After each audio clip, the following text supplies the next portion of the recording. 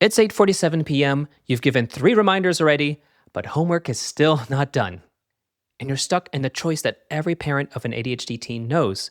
Keep reminding, and it ends with them shutting down or in tears, and you stop reminding, give them space, but nothing gets done. So most parents assume that it's a motivation problem. Like they're capable, they just don't want to do it. And sometimes that is the reason or part of it, but it may not be the whole story. Because there are actually 3 common reasons that teens with ADHD struggle to start.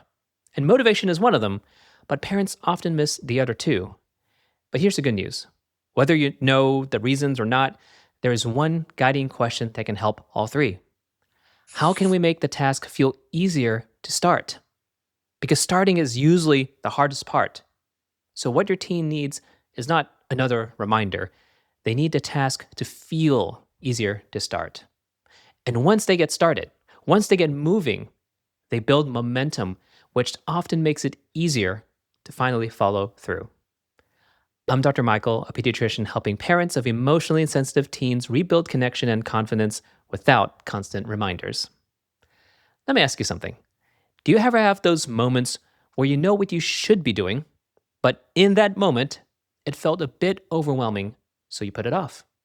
Told yourself that I'll get to it later. Maybe it's cleaning the house or going to the gym, filing your taxes, whatever it is. Now imagine that's what your teen is feeling, except that feeling is frequent and magnified. Any of these examples I've mentioned actually involves more than just one step. Going to the gym, you have to get into the right mindset, stop what you're doing, get dressed, put on your shoes, drive there, and all this happens even before you start exercising. One thing on the to-do list equals 10 things that need to be done. Homework, chores, and life responsibilities often feel the same way. In fact, I spoke to a parent a few weeks ago who said this about her son. She kept reminding him to put the dishes away, but he wouldn't do it. Finally, what she discovered was when she started small. Let's start by putting away just one plate. And she did it alongside him. He was able to do it. It's almost like his brain experienced this barrier that kept him from getting up and getting started. And once his mom broke it down for him to the smallest step, he was able to start and do the task. Now, was he fully independent and dependable as a teen from this one moment on? No, but it was a start, and this is progress. Where before, it was reminder after reminder, nothing gets done, everyone feels frustrated. So instead, ask yourself, how can we make the task feel easier to start? For some teens, it means breaking down the task to the smallest possible first step. And for others, it's starting the task with them just to get momentum and confidence. And like this example, it was both. But eventually, the goal would be for your teen to know how to get started on their own. So then all you have to do is ask the question, how can we make the task feel easier to start? And because they've practiced this over and over, they know how to take action on their own.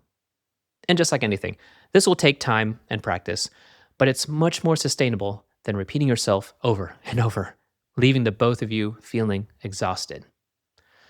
So now, why does this guiding question help the 3 common reasons, and what are they?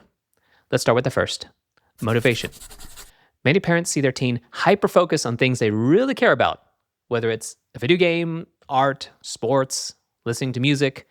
So when they don't do something like homework or take out the trash, it's very easy to assume they must not care, or they're lazy, or attitude.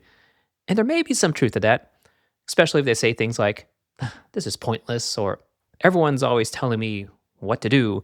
Doesn't matter how hard I try, I'm always going to mess it up.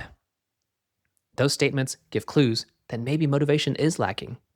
But here's why breaking down the task to small steps can help. Because it relies less on discipline and willpower alone.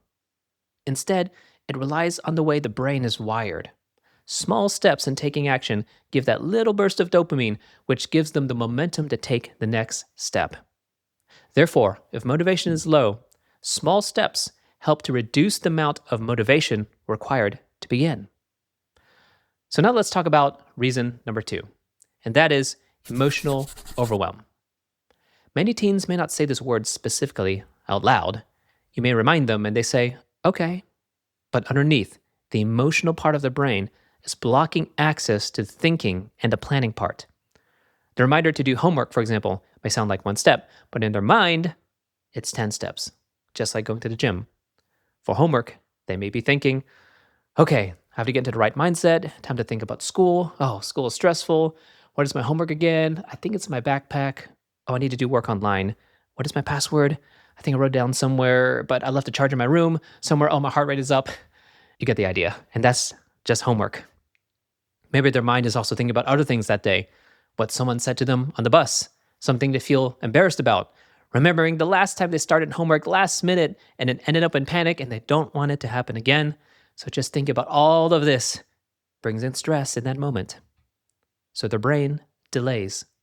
Because by delaying the task, this makes the stress more manageable, at least for now. It sounds counterintuitive, but procrastination is actually what their brain does to protect itself. For just a little while, it removes that feeling of overwhelm, just like hitting the snooze button on life. Here's why making the task easier to start helps. Their overwhelmed brain doesn't have to imagine doing the 10 steps it takes to complete it. By lowering the barrier to getting started, they only need to focus on one step. Just this one step for now. And before we move on to reason number 3, I want to share something that I think will be helpful for you. I've put together a free, simple guide that visually demonstrates what I'm talking about here, because I think it's powerful if you not only hear it, but see it for yourself. Link is in the description below, and it contains small baby steps you can take as a parent to remind less, all while helping your teen to get started on their own even more. Now here's reason number 3, and that is lacking practical skills. Another fancy word for this is executive function, which is something that many teens with ADHD struggle with. But it is a skill. And skills, fortunately, can be practiced and learned. Here's what I mean by practical skills. For some teens, doing certain things like homework or chores just comes more naturally, just like anything in life.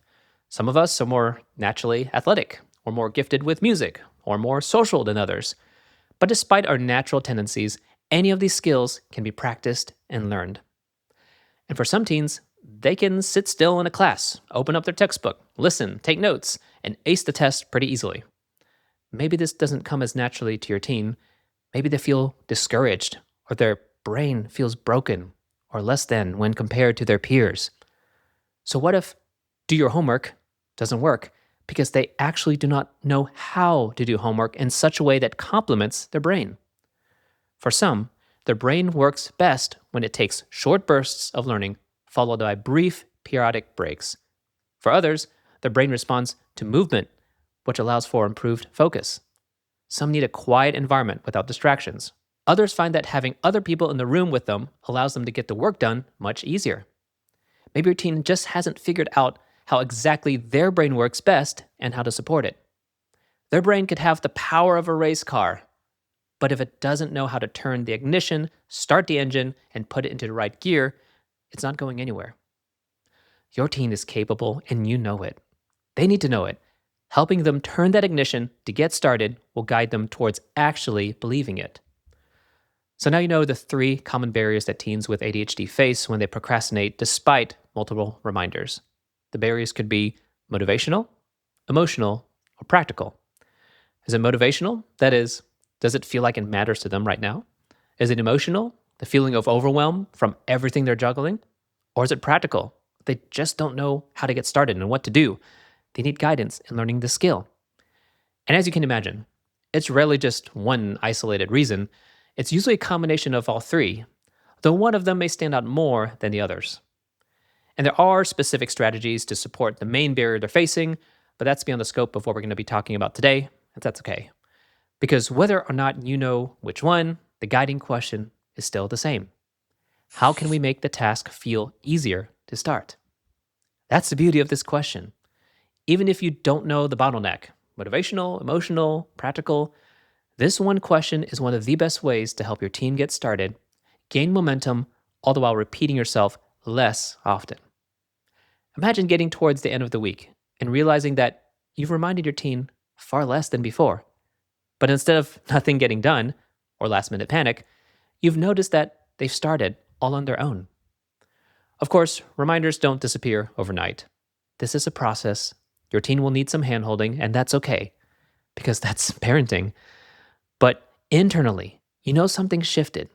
The exhaustion has started to ease off just a little bit because now you can finally envision a trajectory where your teen learns to become more confident and independent. I would be honored to help you with this.